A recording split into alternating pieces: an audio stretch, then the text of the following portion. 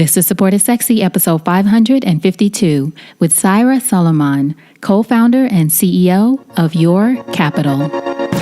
Welcome to Support is Sexy. I'm your host, Elayne Fluker, entrepreneur, author, and founder of Chic Rebellion Media. 5 days a week, Monday through Friday, I bring you inspiring women entrepreneurs who share their wins and lessons to help you take your business to the next level.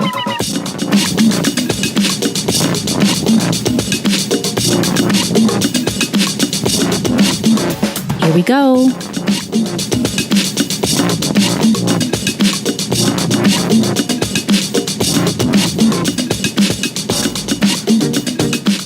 Hi, everyone. Welcome to a new episode of Support is Sexy. I'm excited to have you here.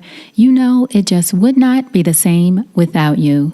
And I am super excited to share this episode with you today. Actually honored to share this episode with you today. You know, one of the things I love about the podcast is being able to share the journeys of these women entrepreneurs who come on the show, spend their time with us, and tell us their stories. Now, everyone has a story. I strongly believe that. And on this episode, Saira Suleman, who is the co-founder and CEO of YourCapital, shares her story so powerfully, not only tips on building your business, which so many of the women, in fact, all of the women share that, how to build your business, their experience building their own businesses.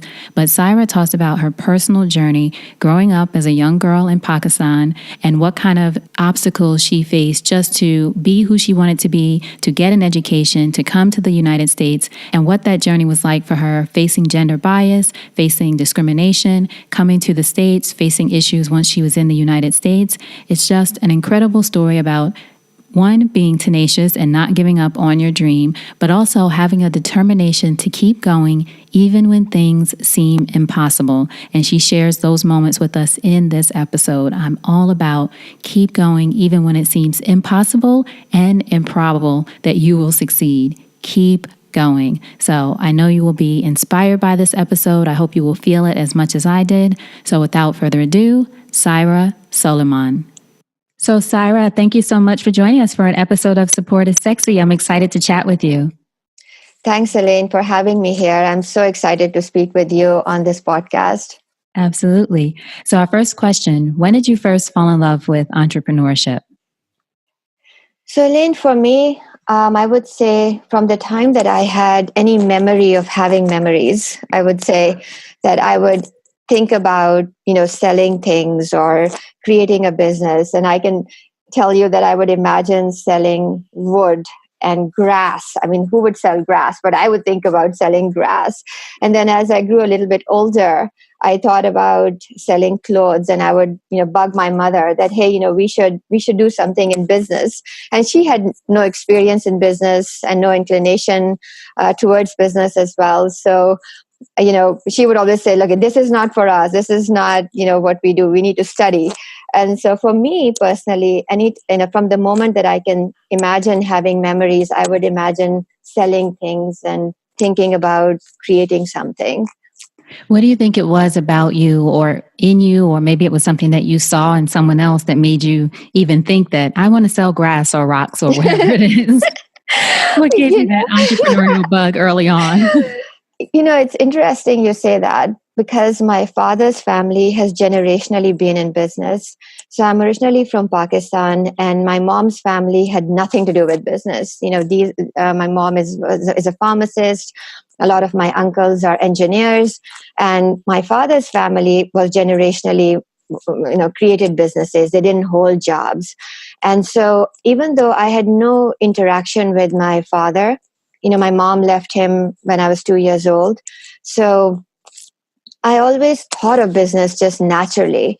But my father's family has generationally created, clothes. They would export shoes, leather, things like that. So they had a huge business, and they never held jobs. So I don't know if it was just sort of something in my blood, or something like my mother just hated the idea of business. So I'm not sure how they got married. In our culture, there are arranged marriages a lot. So my mom was an arranged one.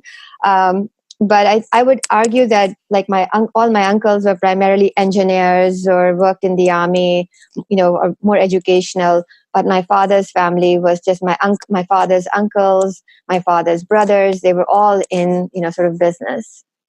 Who would you say were some of your greatest influences growing up in Pakistan? Were you there for a while or did you leave when you were 2 years Y- old? Oh, no, no, no. I came here to do my undergrad. When I was growing up, I think I would say that my mom was a huge influence on me because she was a very strong person. Pakistan is a place where the truth of the matter is you are treated like a second class citizen purely because of your gender. Mm-hmm. So no one really expects much from you when you're a female. And so my mom, walked away from, a marriage which wasn't easy for her. And she came and lived with my grandmother. And so for me, seeing how she dealt with adversity, how she raised my brother and I without any child support, that was, influenced me significantly. She was a huge proponent of education. She felt like if you could educate yourself, you could get out of any difficult situation, financial or otherwise. And so, even though we were very poor, we weren't rich, we continued to kind of focus on education and making that a priority. So, I would say when I was growing up, my mom was a significant influence on me. I remember she would take us. We didn't have a car, and public transportation is not the best in Pakistan. But Mm-hmm. even then, we would change two buses to go to the British Council and in Lahore, which is a city in Pakistan. And we would, in the British Council, there was the British Library. And we would go there and, get books so I could study and read them and so on. So I would say that those childhood, that whole experience left an indelible impact on me. Was there any, or is there any stigma still attached to women who do leave their husbands or leave marriages in Pakistan that makes it even harder for them sometimes to find their own way or to, move on with their lives and with their children, et cetera? I'm just curious. I know, as you said, I'm sure your mom faced a lot having decided to do that, but is there still such a stigma around that? Oh, yeah, absolutely. So, I know when my mom walked away from the relationship, my father didn't make it easy for her, Mm-hmm. but neither did my uncles. My mom has five brothers, and not a single one came to her support. They told my mother that she had brought, black mark on the family. Mm-hmm. And my father also made it difficult for her by saying that he dragged her through courts, so he wouldn't give her a divorce, because he didn't want her to move on with her life. And so here is a single mother raising two children, no child support, having to deal with lawsuits and all the fights. My father Mm-hmm. could afford to do that. And even to this day, a lot of my cousins, a number of them have been divorced. And in Pakistan, the reason why people don't like to have daughters is because in Pakistan you have to give dowry, even today, to before you can find a husband. So the more dowry you give, the better your chances of finding a husband. But that dowry has to come from your parents, and it takes a lot. In Pakistan, there's very little value for human capital. You could be a lawyer, a doctor, an engineer, and may not make a whole lot of money.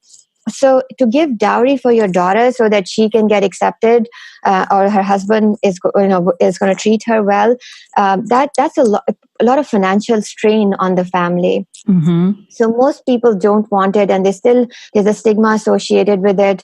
And because of this, I know that in our family, some of the marriages are kind of like far off, but within the family. So it's not like close family members getting Like married. distant cousins or Yeah, something. distance cousins or something. And the only reason is because you have more people that who will ensure or put pressure on the husband to stay with the girl and not divorce her, because then nobody else is going to marry her. So that again means the whole society says, oh, she's divorced or so on, and that's how you'll be labeled for the rest of your life, basically. So it's incredibly unfortunate, but that disparity between men and women is very significant in a third world country like Pakistan, even today. Mm-hmm. Now, at what point did your mother decide to, or did your mother decide to bring the family to the United States, or did you travel alone when you wanted to come to the United States for school? for college?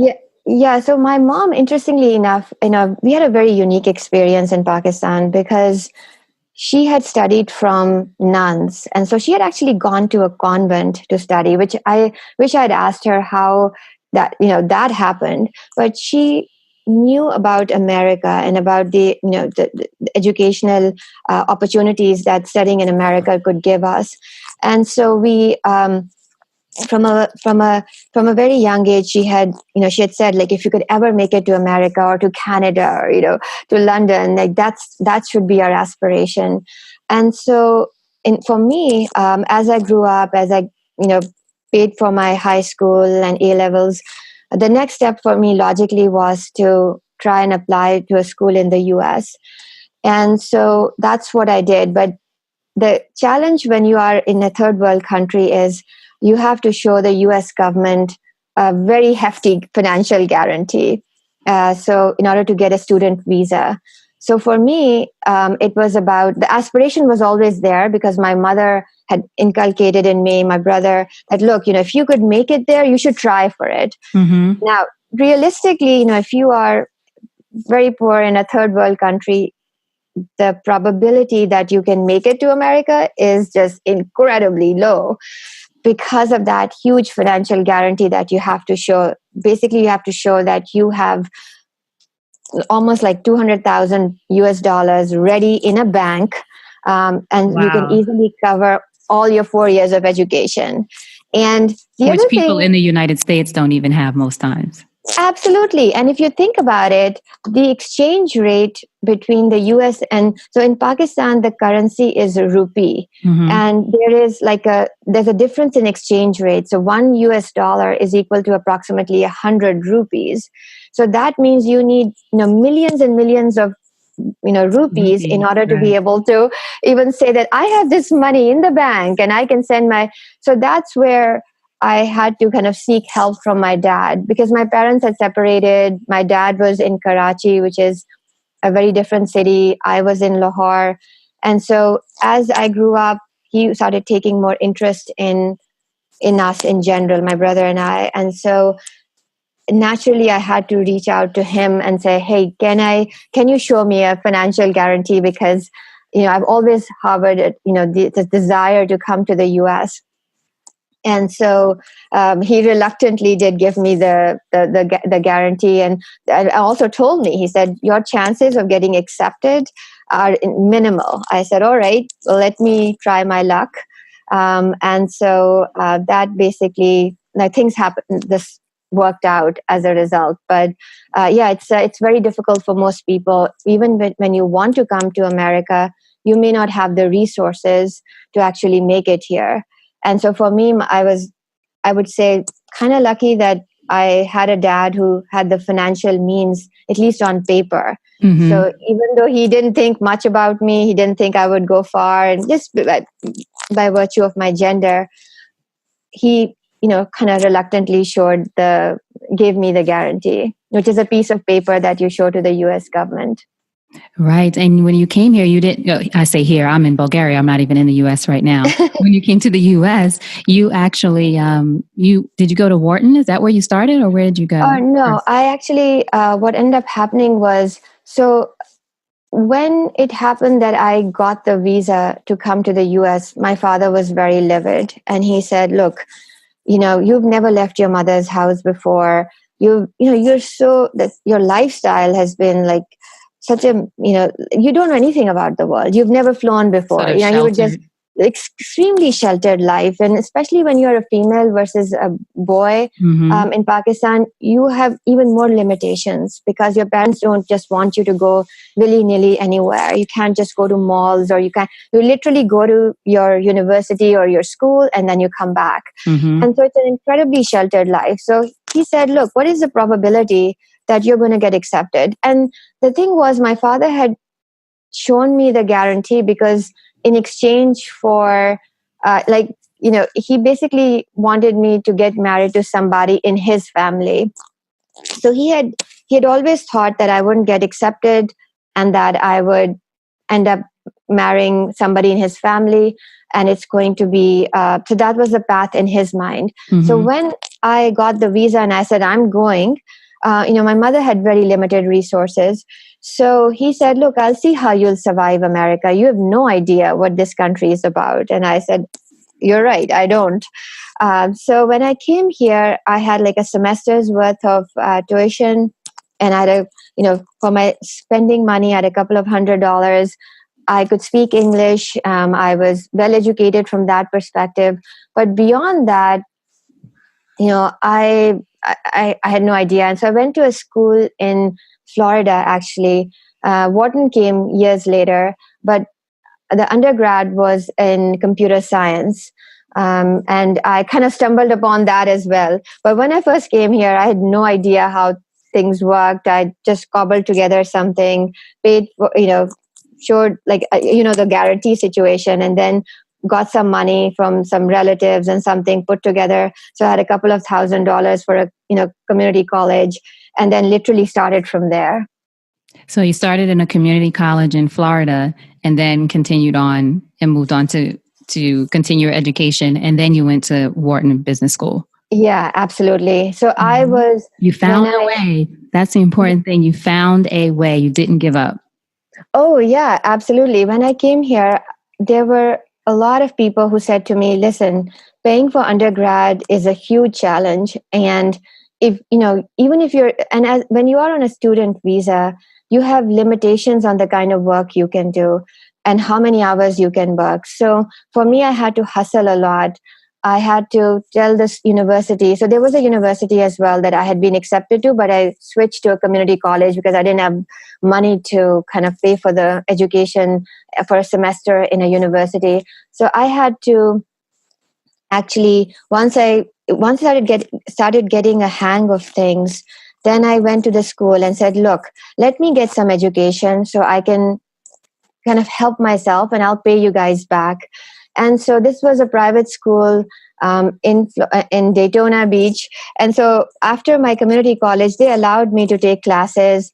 There is a hardship provision where you can work 40 hours, for example. So I did all of that. Mm-hmm. And then I got an opportunity as well. I got an internship with Verizon. So yeah, you're absolutely right. Initially, I didn't see a way.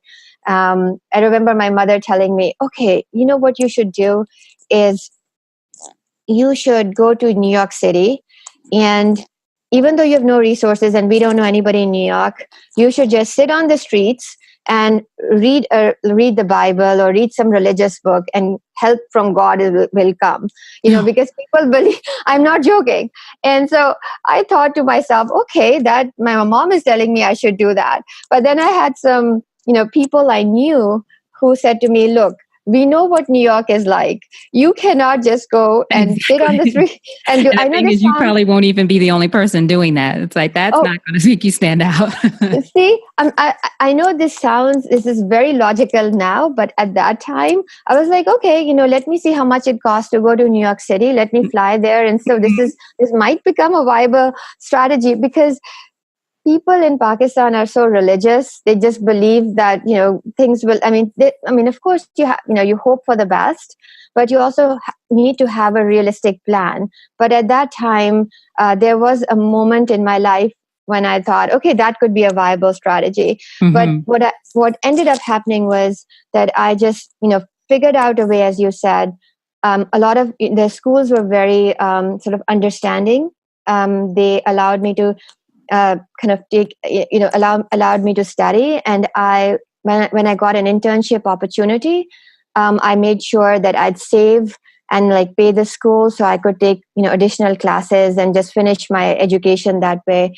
But yeah, it was for sure not easy by any stretch of imagination. Yes. And what was the school that you attended in Florida? I like to, and I ask that because I like to link to the schools just for anyone who's listening who might want to research them, or it sounds like a good idea for them. Yeah, it was Embry-Riddle Aeronautical University. So I ended up going there. Emory? And yeah, Embry-Riddle, EMBRI, Riddle. And it's a private school, I believe. It's a small school. And so they were very flexible.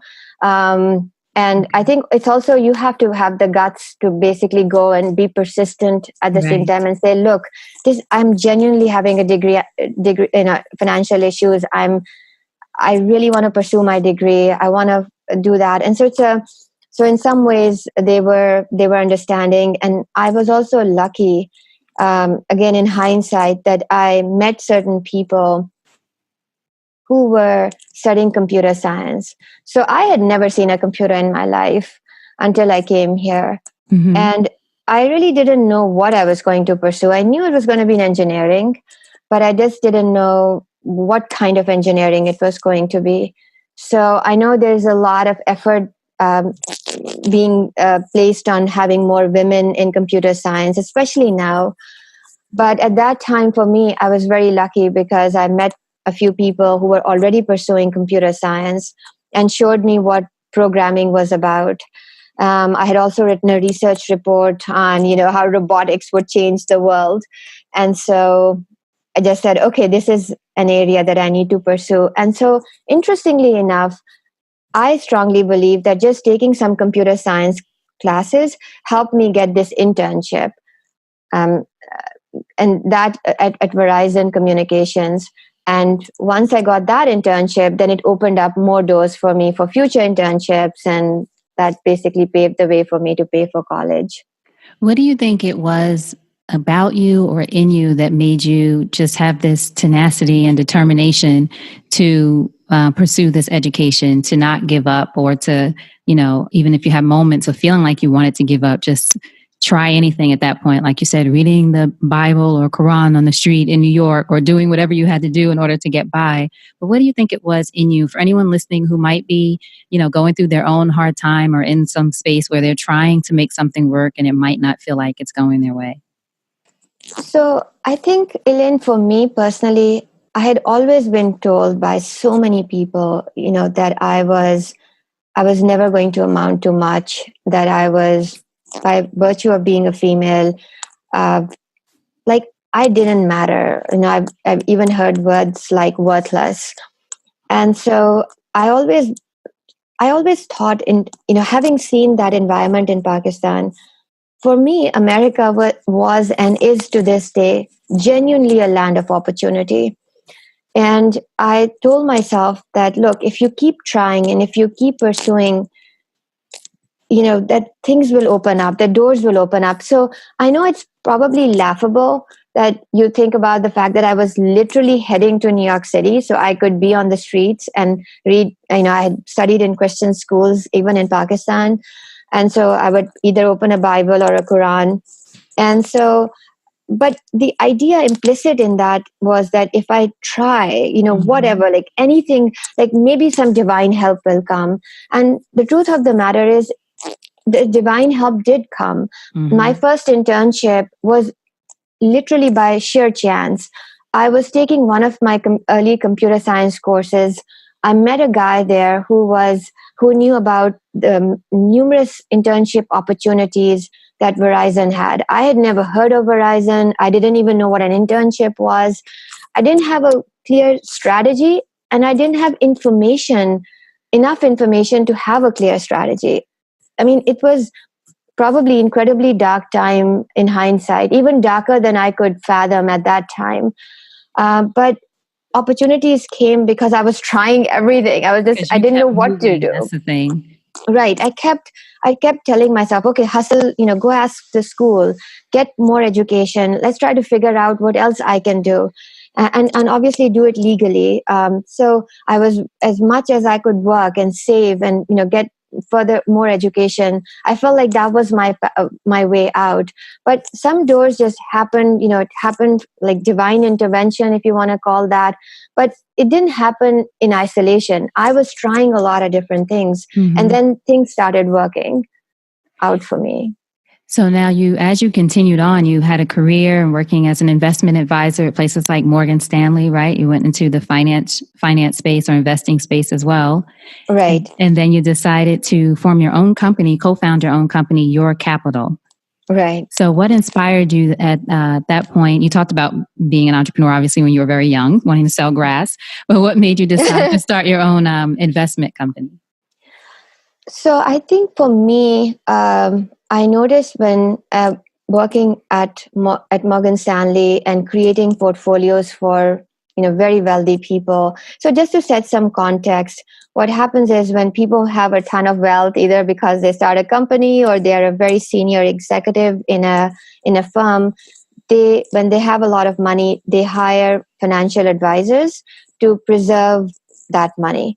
And so that was our job. Our job at Morgan Stanley was to manage the money of the very wealthy people. So we would figure out what their goals were. We would figure out what product categories, financial product categories made sense for them. We made sure what individual products made sense for them. So we did everything for them. But what I noticed was that the vast majority of average individuals didn't have any such guidance. And I don't know why I didn't appreciate that sooner, but it was more, I guess at some point I realized this was a very universal problem. So meaning vast majority of people actually, instead of hiring a financial advisor, they self-direct their investments. And it's not that they know they have high levels of financial literacy. I mean, there's not a day that goes by that Wall Street Journal, CNBC, Bloomberg, Barron's, Financial Times, all of these publications that are in finance talk about the fact that there's a retirement crisis, that people don't know these, how to invest their money. I realized it after I started having conversations one-on-one with people where in the community. And I noticed that a lot of people would ask me, so what is Morgan Stanley saying about the stock market? Do they think it's going to go up? Is it going to go down? Oh, here is my portfolio. What do you think I should do with my cash? And so on and so forth. So they just were seeking guidance and advice. And I realized that our wealthy clients could throw money at the problem. They would pay us 1%, and we were there to serve them and help them achieve their goals. But if you are a do-it-yourselfer today, you have nobody.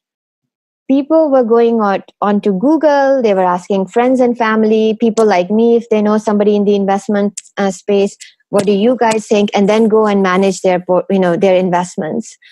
And I don't know how many people know this, but if you self-direct your investments today, you basically open an account with a supermarket like a Fidelity or a Schwab, where you can, once you open your account and transfer the cash, you can browse like thousands and thousands of different kinds of products. But you have to decide, which products are right for you. It is not the job of the supermarket to guide you to a lower fee product or to help you figure out these are the 3 or 4 or 5 products that make sense for you. You are entirely on your own.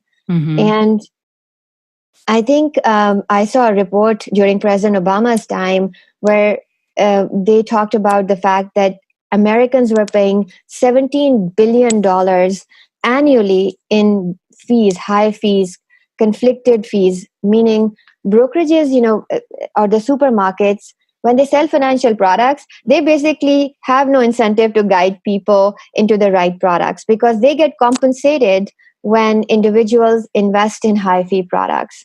So there's a conflict there as well. So supermarkets show you everything. It's like I think about this from the vantage point of Pakistan. If today you want to buy any product in Pakistan, they won't discount it because the product is bad or is pre-owned or whatever. You have to figure out that, hey, this cloth is not of good quality. I'm going to pay you less for this. So in case of financial products, it's not the job of the financial supermarket to guide you to lower fee products or tell you, hey, we'll get compensated heavily once you invest in this. You are entirely on your own. So I felt that there was a need to create a next generation of financial supermarket that's there for the people and helps them make decisions on their own terms. How would you say then that YourCapital is different from other investment companies? Is it more of a personal relationship with the clients, or what would you say makes your company unique? So, what makes us unique is that I believe that there are two kinds of people. There are people who, hand over their money to someone and then have them manage it. So today there are companies like Betterment in New York and Wealthfront in in Silicon Valley. And what they do is they take your 30K, 40K, I'm sorry, and they basically manage it for you. So they'll remove the complexity away from you. And meaning you give them the cash and they go and they take care of everything. Mm-hmm. The other group of people, which is the much larger group of people, they are the ones who basically are entirely on their own. They go to a Fidelity or a Schwab or a TD Ameritrade, and once they open an account, they decide which mutual funds, which index funds, which stocks to pick. So we are targeting that particular market that no one is going after. So the idea there is, okay, if you come to YourCapital, we want to use the power of technology and your data to help you make smarter decisions. So some of the common mistakes people have is they have invested in high fee funds, or they are in cash because they're too intimidated with investing.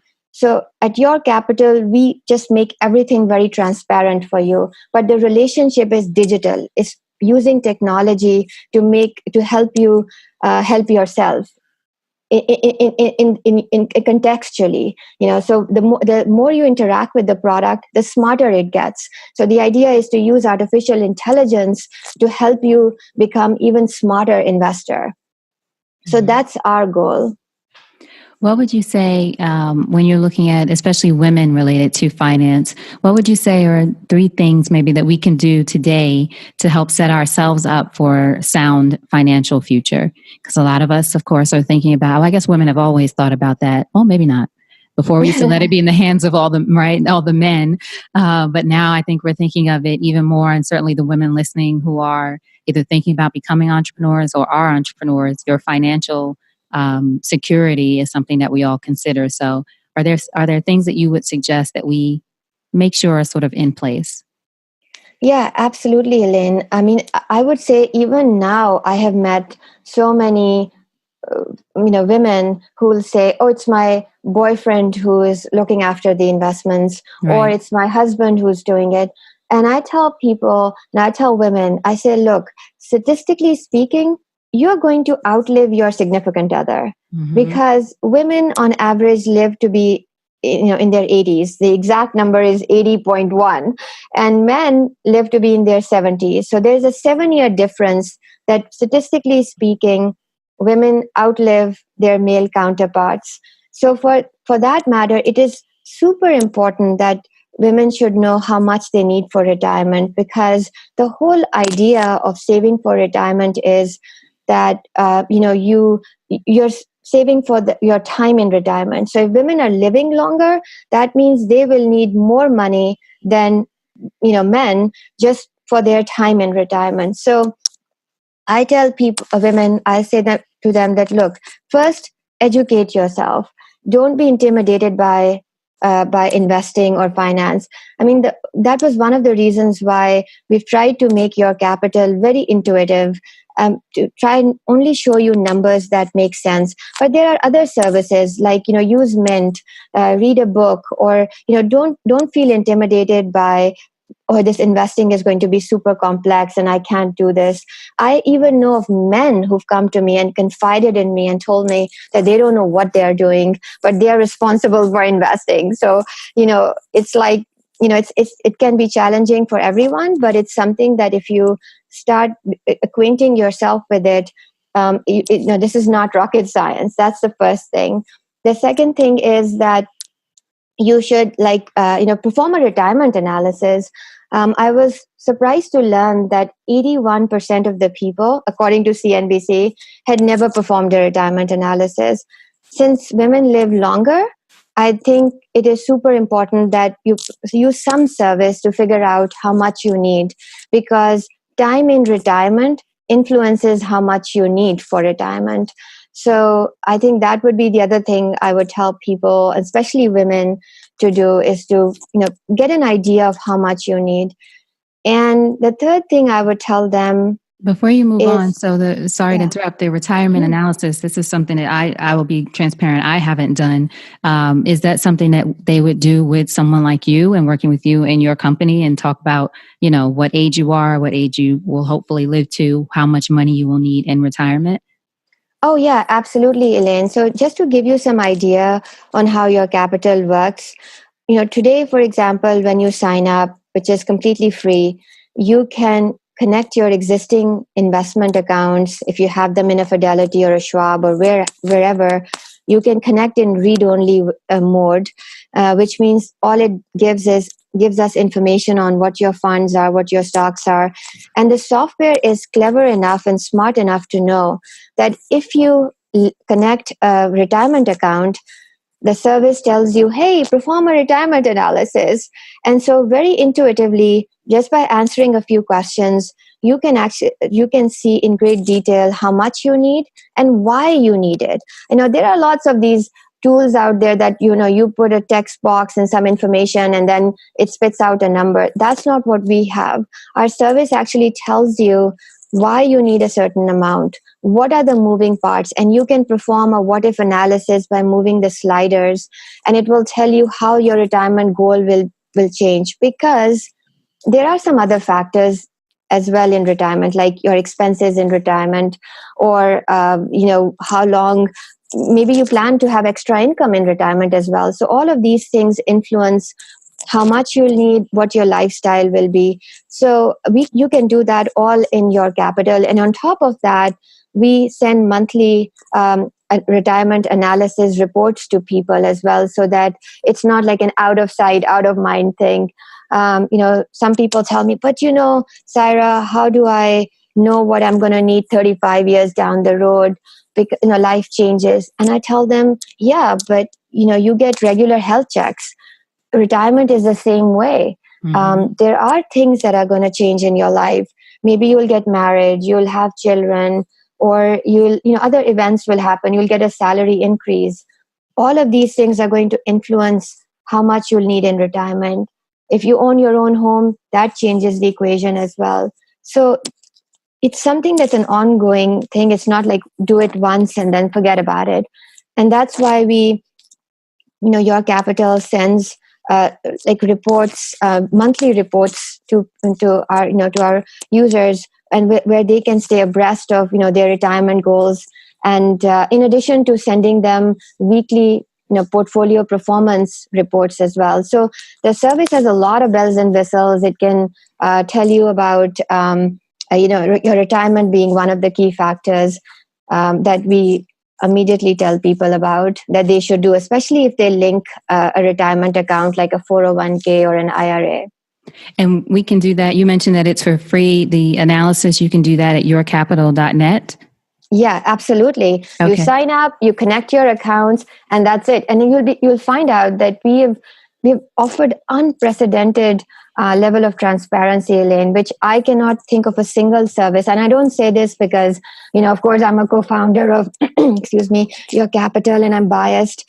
But I would tell you, I think, for example, Mint is a great service for financial planning if you want to see where your money is going. But we are like the Mint of investing, in the sense that we want you to remain in control. You have, you're the eventual decision maker, but the idea is to provide you guidance based on your existing investments and based on what you should do next. So the service has, if you have cash in your portfolio, the service alerts you about the fact that you have cash, which accounts you are sitting in cash on, and how to put together a portfolio so that you can grow it. If you have high fees, right, then the service has an opportunity. It shows you the cheaper alternatives and with fund names, and shows you how much you can save on fees, because fees do add up. So there is tremendous amount of bells and whistles all built together in a very smart and intelligent way. What would you say is the greatest lesson you've ever learned about money, or maybe who taught you the greatest lesson about money, whether that lesson was what to do or what not to do? And then how would you say that lesson affects how you approach money management today?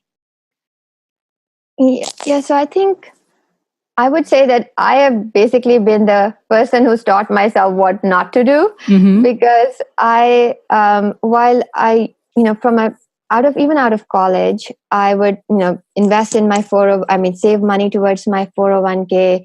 I was also saving money and had a brokerage account. And even though I didn't know much about investing at that time, I would pick stocks. I would try to save just intuitively.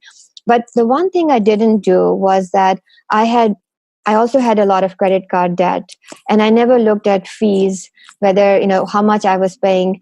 And until I used a service like Mint and found out that, oh my goodness, I'm paying so much in interest expense, sorry. So I cut down on my debt. And since then, I've been very conscious about, not having too much debt. And coming to investing landscape, people don't appreciate how much they are paying in fees. Even today, I will go to people and talk to them about, hey, how's your portfolio like? And they will say, look, won't appreciate the fact that they are paying sometimes even 1.52% in fees annually. So one of the lessons I learned was reduce your debt, make sure that whether it's credit card fees or investment product fees, keep an eye on those fees as well. And our service does, I would say, a pretty decent job of it, in the sense that once you connect your accounts, and if and only if you have high fee funds, our service will go and search the universe of funds out there to give you cheaper alternatives in the same area that you have your fund in. And so I would say, don't let interest rates or credit card fees or just mutual fund fees drain your wealth. And I was the one who taught myself this lesson, but unfortunately, I learned the hard way. What would you say that entrepreneurship has taught you about yourself as a woman? I would say that, I learned that I was I was a lot more tenacious than I thought I was. I've gone through a lot of sort of hurdles in life, whether it was paying for college or even, whether I was applying for business schools or what have you. But I think I think being a founder where you are responsible for pretty much everything, and all you see are problems primarily, I realized that I was a lot more tenacious than I would have given myself credit. And also, I learned that I was very good at dealing with stress. Again, something that I never thought that I would be able to do. So I think there are things you learn about yourself, about your character, and about your personality when you're tested. Mm-hmm. And I think there is nothing more that tests you than to be a founder of a company. Absolutely. And you mentioned you have a co-founder too, right? Right. I have a co-founder who's a programmer, and I had known him from Verizon days. And so, so I would say that, especially when you are creating a business in technology, I would say it's inconceivable for me at this stage to not have someone who is a strong programmer. So pretty much all the startups in the Silicon Valley have programmers at some level. Mm-hmm. Either it's a co-founder or the person who's founding. Pretty much all primarily the members are programmers. And so I think this is one other way that I think life sort of the fact that I was a programmer in undergrad and I actually worked as a programmer at Verizon was instrumental, because when I was doing this, when co-founding this company, that those those computer science skills were incredibly helpful. So I would say to people, programming has, if you're thinking about, like if you're ever doubting the field that you're in, think about programming, because even as a founder, your programming skills can help you, develop a website or the back end for your startup. All of those things can be very helpful. Like programming skills are so incredibly useful, even if you are thinking of being a founder or are looking at the next generation of jobs, frankly. Mm-hmm. Right. And I know that's something you're passionate about for women to really consider, especially, right? Oh, yeah, absolutely. Nowadays, there are so many opportunities for people to kind of learn computer science. without having to go through a 4-year college or a 2-year master's degree. There is Khan Academy, Code Academy, where you can learn how to program. You can also actually go to a place called Hack Reactor. So Hack interesting reactor. story. Oh yeah, interesting story for you. I actually know someone who knows a girl who basically was in finance, and that's all she was doing. And she questioned if that was the right direction for her professionally. So, having never programmed, having never like done any programming, she joined Hack Reactor. And after doing it full time for 3 months, so you in 3 months, if you do it full time, it's for 3 month period. She learned enough programming that she got a job with one of the premier firms here in Silicon Valley. So she didn't have to take, tens of thousands of dollars of debt. She was able to go to Hack Reactor, learn how to program, and now she is right in the heart of the valley, getting paid, having tons of stock options, and so on. So for those people who are, unsure about the field that they are in, I'd encourage them to try out, programming, because it just has so many benefits. The next generation of jobs are in that field. And like I said, if you want to be a programmer today, it's hard for me to imagine that either you or your co-founder has to be a programmer in order to be able to realize that dream that you have. And you're in Silicon Valley, right? Is that where you're located?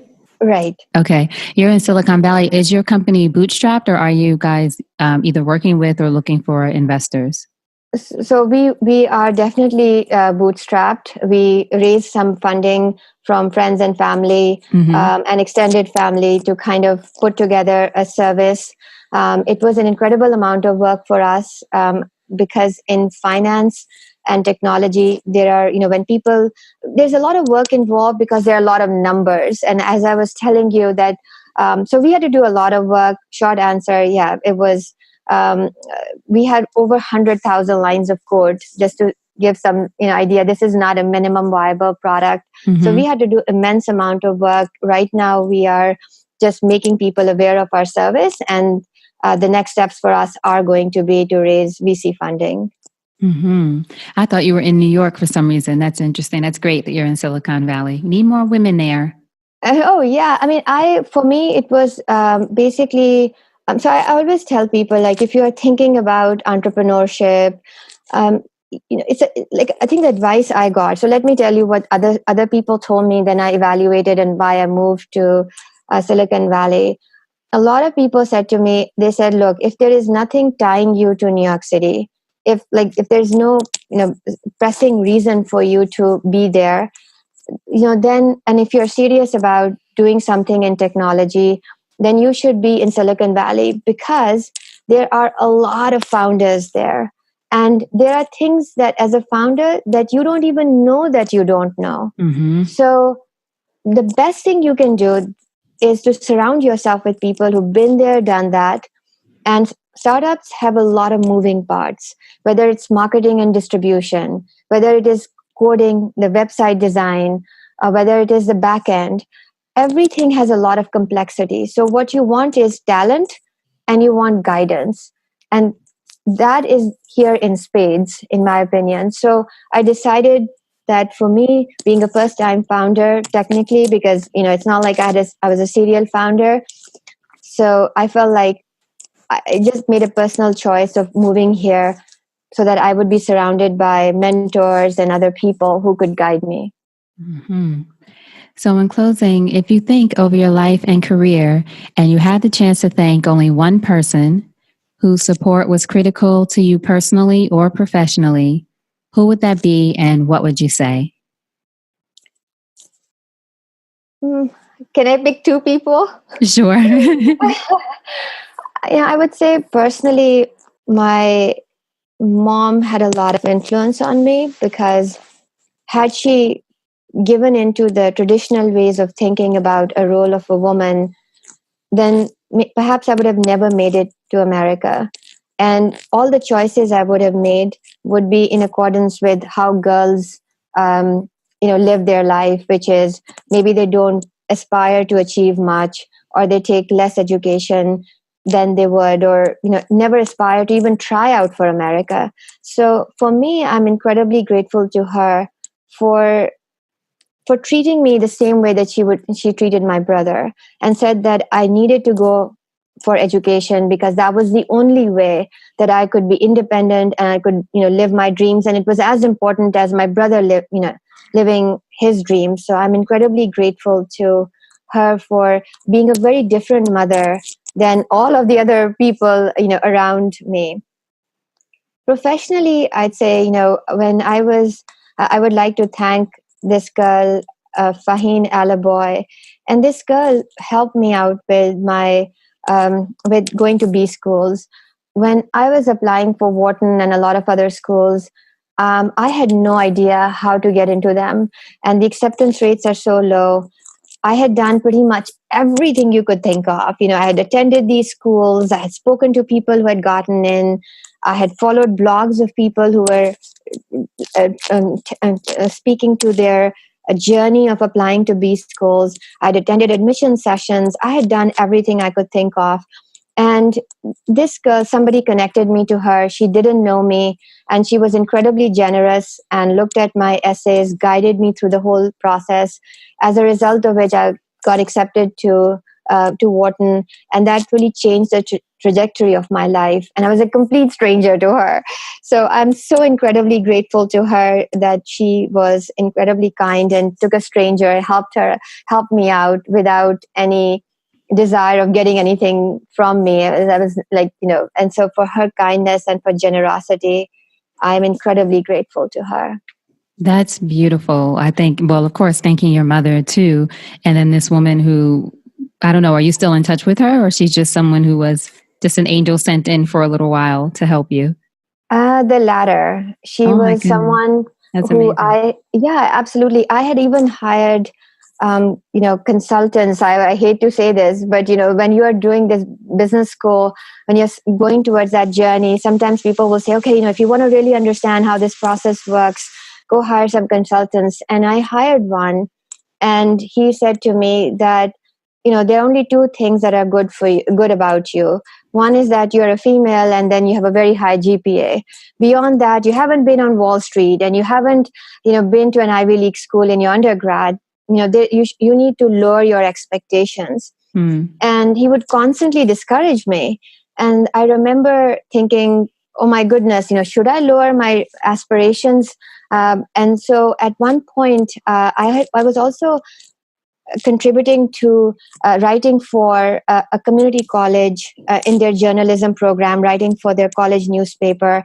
And the woman who ran the program saw one day that I was particularly, sad. And she said, well, why are you sad? And I said, look, I've hired this consultant and he keeps telling me that I'm no good.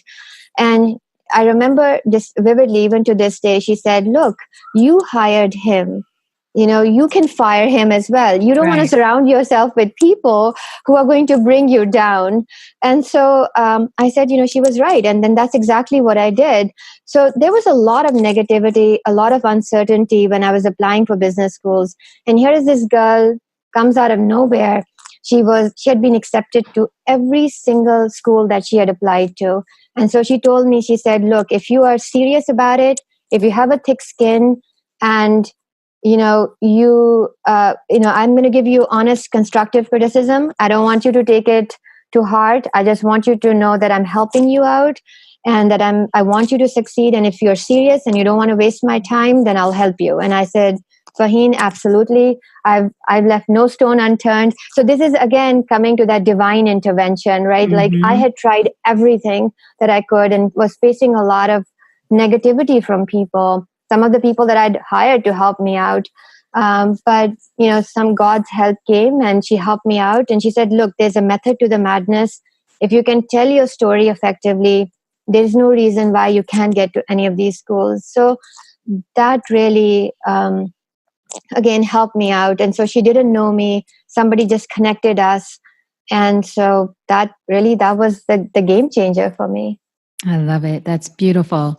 Now tell us how we can support you. Tell everyone the website again, any social media or anything special you want us to know about. And of course, I'll have links to everything and all these great resources that you mentioned. I'll make sure I have links to as well. Oh, absolutely, Elayne. So people can reach us at yourcapital.net. And they can sign up. As I mentioned, we also have a Facebook page and a Twitter page, so you can connect with us there as well. And the beauty of it is that in our service, once you sign up, pretty much every page you have the opportunity to connect with us. There's a feedback option, which is very visible on each and everything that you are doing. And so you can connect with us that way. We all get emails from customers no matter what issue that they may be having, and we can instantly respond to it. So yeah, we are, and the links to Facebook, Twitter, as well, all of that are on yourcapital.net. So for sure, please, connect with us. Give us your feedback. Tell us what you're thinking. What are your challenges? We'd love to hear from people for sure. Excellent. Saira, thank you so much. And thank you for being so honest and open about your story and literally your journey from Pakistan to the United States to becoming an entrepreneur, everything that you faced as a woman in business. I just, as I mentioned before we start, storytelling is something I'm very passionate about. And I think it's what people can really relate to, in addition to your advice on how we can better manage our money. So I just really appreciate you being so open and sharing with us. Thanks, Elayne, for having me and for making it for giving me the opportunity to share my life and my perspective. I really very much appreciate it. Of course. Now, before you go, what's a parting piece of advice from you to our listeners about anything? I'd say that, look, I would say follow your passion. I know this is a cliche sometimes, but I've really done that. I mean, you are going to find people who are negative. Sometimes it's the people who are closest to you.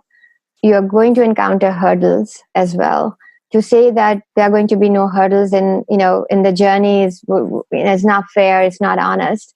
But if you genuinely want something, then there is always a method to the madness. Whether it is going to a B school, whether it's coming to this country with $200 and figuring out how you're going to pay for an entire 4-year education.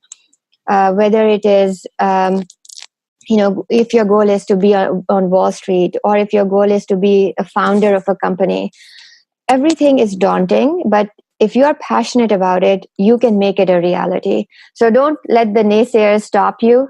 Don't let yourself stop you. I mean, we have a lot of self-talk at times where we'll say, we can't achieve this. Take it one step at a time. Whatever you want to achieve, surround yourself with people who are going where you want to go, and start taking small baby steps. And before you know it, you'll have you'll be much further in accomplishing whatever dream you may have. I strongly believe that. I've lived that way, and I believe anyone can achieve anything if they set their mind to it. All right. I hope you enjoyed that conversation with Saira as much as I did. To find out more about her, to find out more about Your Capital, and to get that free assessment that she mentioned, just go to supportissexy.com. Go to that search icon at the top, click, and type in Saira, which is spelled Saira. The show notes page will pop up with links, resources, all the resources she mentioned in this episode, and again, the ways to get in touch with her and find out about that assessment. Supportissexy.com and type Saira, Saira. Thank you so much for being here. Thank you so much for listening to the podcast and to the journeys of these women entrepreneurs. It wouldn't be the same without you here. I really appreciate you. Now, until we chat again, always remember, it's possible even when it seems improbable, and support is sexy, and having it all doesn't mean doing it all alone. And I'll talk to you soon. Take care.